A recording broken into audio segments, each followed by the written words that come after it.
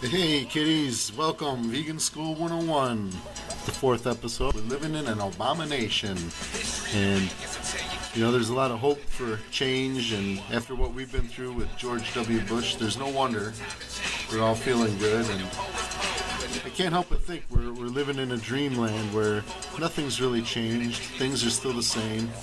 When you look at what Obama knows, what George W. Bush knew, they're very different things. Obama's a smart man, whereas Bush, he was just stupid. He had no excuse for his blunders. But when Obama knows full well about the National School Lunch Program and how it shapes the eating habits of children and how these children grow up and they develop health problems and that affects the healthcare crisis, and when you're looking at pollution and how he read the factory farming report the United Nations put out, the Long Shadow report, he knows all these things, and yet he's doing nothing about it. Same old thing, same old song. Nothing's changed, people. You can think that things are getting better, but until Obama goes vegan, nothing's changed. And really, he has to realize that his presence in the world, his values, his morals affect people, and they model their behavior after him. And for him to deny that and let other people cook his meals and let him just go about his business eating and letting other people suffer, that's a crime against humanity. To decide that children shall stumble and die early deaths just so that some people can work and eat the way they wish, that's a crime. So let's listen to Obama, and this is from Nikki Benoit down in Florida. Asked Obama the question at the rally, and let's listen to his response. That I do like a steak once in a while. I like barbecue.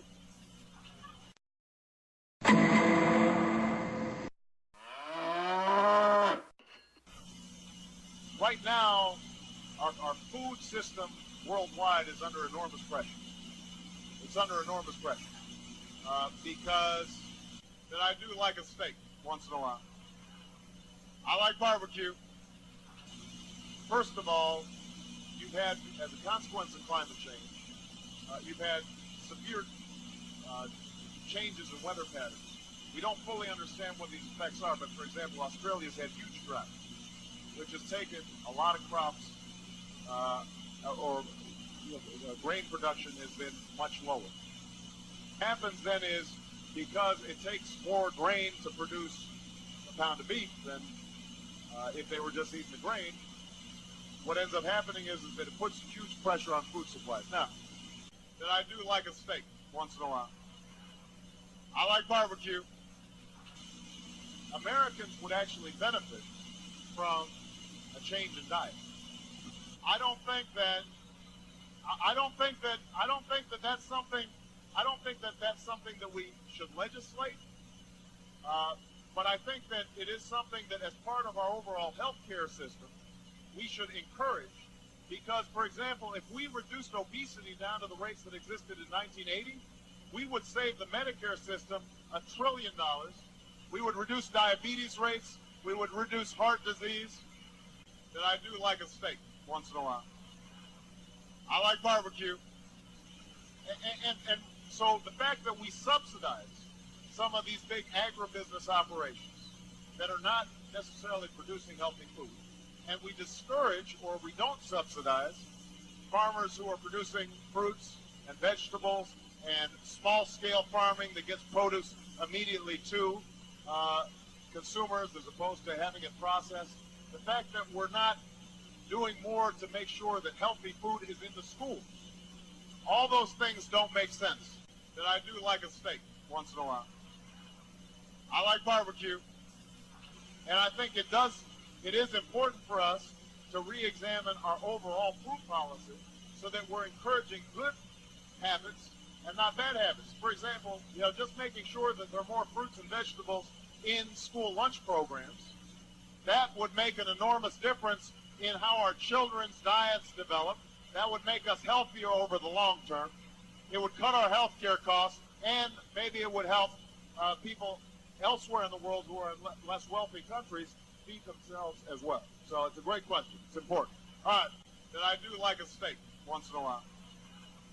I like barbecue. All those things don't make sense. Americans would actually benefit from a change in diet. I don't think that that's something that we should legislate.